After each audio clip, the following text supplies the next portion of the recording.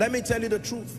As a person and as a ministry, I have my reservations, my many reservations across the body of Christ. There is no denying and there is no hiding, but it's too small a reason to practice hate. It is too small a reason to demean, downplay. No, I will not do that. I have my reservations. There are things you will not find practice in Koinonia. I assure you, for as long as I'm alive. I have read my Bible and I know by the grace of God the things that are scriptural. We have learned from fathers, we have learned from doctrine, we have learned from experience, and we have learned from history. Those who become are those who never settle. They know that there is always a better and greater version. Let me tell you the truth. As a person and as a ministry, I have my reservations, my many reservations across the body of Christ. There is no denying and there is no hiding, but it's too small a reason to practice hate. It is too small a reason to demean, downplay. No, I will not do that. I have my reservations. There are things you will not find practice in Koinonia. I assure you, for as long as I'm alive. I have read my Bible and I know by the grace of God the things that are scriptural. We have learned from fathers, we have learned from doctrine, we have learned from experience, and we have learned from history. It is sufficient enough to guide us and give us a worthy compass into an excelling ministry. However, I still do not have the right to point to another man's work and call him Beelzebub. That is not given to you. I can speak for myself. I am too young in experience and too young in ministry to sustain the pride and audacity to point fingers at people in the ministry. If ever there is anyone to do it, the fathers have enough credence to speak. If they speak, we will honor. But if they are silent, we should be wise enough to be silent. Are we together now? What the fathers are not doing, dear sons, let us be wise. When we break ranks and jurisdiction, there are consequences in the spirit. Saul lost his place because he thought he could be both Saul and Samuel. Leave the priests to do their work. If you are a king, remain in your place of honor and God will bless you there. Listen, correcting the body of Christ, you've heard me say, is an office. Let us be careful. Just because God is silent by his mercy does not mean he's endorsing our childishness. We must be very careful. Many have tried it. There were people who tried to carry the ark and tried to do a lot of things and they died there. It was a well-intentioned project.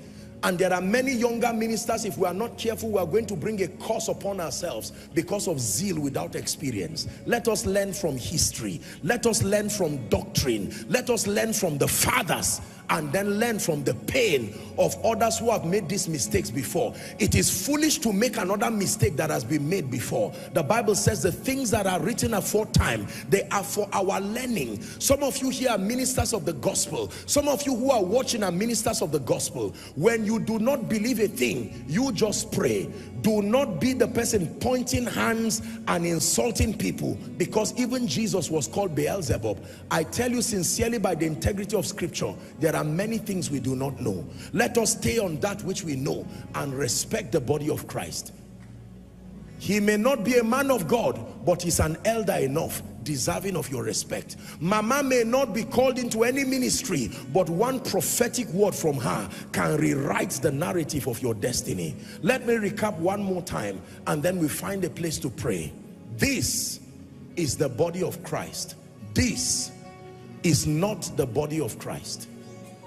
No matter how efficient this man is, he's only an effective member of the body. Can I tell you, if Koinonia is the only ministry on earth, we will not be at a loss. But I promise you, there are many dimensions of God that we will not see. It is the truth. There are many dimensions of God that we will not see. I bring to your memory an example I made earlier on again. Imagine the Bible as the book of Leviticus alone. Imagine the Bible as the Gospels alone, with Jesus at the center. And Jesus himself was secured to say, there are many things you are going to learn beyond that which I am teaching you. It will not be by me, but when it comes, learn it. It is for your overall profiting. Then comes Paul, and you know the history of Paul. How could Jesus point to Paul to bring the Pauline epistle? A man who was a Pharisee, persecuted the church. Were they no better people? That is God for you. One of these days we will see drunkards in the body of Christ becoming apostles. I hope we will have the stamina to receive them and not say, I used to see you. I was once Rahab the prostitute, but I met Jesus. Do not judge me by yesterday. I was once Cephas, but now I am Peter. I was Abraham before, but right now I am Abraham. Can I tell you the truth? Nobody in the body of Christ has been given the authority to accredit and to discredit. We do not have that knowledge. We are too limited. It is pride and even foolishness to venture into that kind of thing. The only basis for accreditation or otherwise is scripture. And even at that, we must do it graciously, because there are dimensions. If you had seen what God started doing with us years ago, we would not look like what we are now. Unfortunately and sadly, when we started, people used the lens of their ignorance to write all kinds of propositions. But look what God has done today. Only God knows how many other people are still in the cave of Adullam. While we are pushing them, it is the hand of God that is moving them forward. Just because you do not believe in the ministry of women, I hope you will not ignore the next Catherine Kuhlman that is coming. I hope your ego will not push them down. Listen very carefully. Reinhard Bonnke has died, but where is his mantle? I hope the person who receives his mantle will be accepted within the body. E.W. Kenyon is gone. All these men have gone, but mantles do not leave the earth to the heaven. That means they will come upon the most unusual vessels. You will see politicians that will become preachers. You will see men and women that will carry dimensions of fire. I hope we will appreciate them. Remember my message on redefining revivals, that in the coming revival, it's not only men of God who will be featured. No. Elijah and Daniel and Solomon and Jesus equal the complete Bible, not Elijah alone. This is my clarion call to the body of Christ. It is time we love Jesus and love his work more than our ego. If Christ tarries, one day this man standing before you will join the cloud of witnesses. It's not a negative confession. You see, if he comes to meet us, glory be to God, we'll be caught up with joy and gallantry. But like Paul, for me to live is Christ and to die is gain. But the thing is, would it be said when you are gone that you were so, what's the word, egocentric, that you did not allow the program of God go forward? I rather let Koinonia close and let the program of God continue than to allow my pride to stand in the way of that which God is doing across the globe. From Nigeria to South Africa to Ghana to Kenya, all across Europe, America, Australia, the Caribbeans, even the places, the Middle East, the places you never imagined that the gospel and the power of God will be there. There is an emergence of men and women who are carrying fire that God is raising. Some of them are in the fivefold ministry. Some of them are in business. Some of them are in leadership. We must embrace all of them. These are the components that make the body of Christ. I remind you again, I stand on behalf of any man of God, including myself, who may have taught you wrongly, maybe innocently so. And I apologize to you on behalf of people who may not have shown you the way more perfectly. But it's time to hide every pride and help the body of Christ for God's sake grow. The world without Kenneth Hagin would have been lopsided, but the world with Kenneth Hagin alone would have been lopsided. The world without E.W. Kenyon would be lopsided. When I say mention them, you call them God's generals with an S. When our dispensation is over and if Christ still tarries, one day when they are talking about us, they will not mention Joshua Selman alone. They will say, once upon a time, a man called Joshua Selman. I pray that your name will be added to that list, not as a source of destruction, There are many things that need to be corrected in the body of Christ, and we are praying that God will open the eyes of many who need to make several adjustments. God is helping us all, but I tell you, it is too small a reason. Nobody has the credential to point fingers at any in the body, because from the lens of every man, you are perfect in your own eyes. It is others who will look at you and say, Apostle, would you want to adjust this and that and that? When you fight the program of God, his jealousy will take away your lampstand. Please hear me. This is a clarion call to the body of Christ. There are many people in the body of Christ today who have not died, but their lampstands have been taken. Do you know why? Because they became such an interruption to God's program. He will honor them for their contribution so far, but do not be surprised when you find out that relevant people today suddenly begin to lose relevance, regardless the efforts. It is because God will not tolerate any man interrupting his program. There is a prophet in the wilderness who is now a drunkard. He needs somebody to reach him there. There is some prostitute somewhere who needs to carry that Deborah banner. There is somebody somewhere in the Middle East. Our ego has interrupted God's program for too long. For God's sake, body of Christ, for God's sake, co-laborers, can we for once, we were able to criticize the fathers.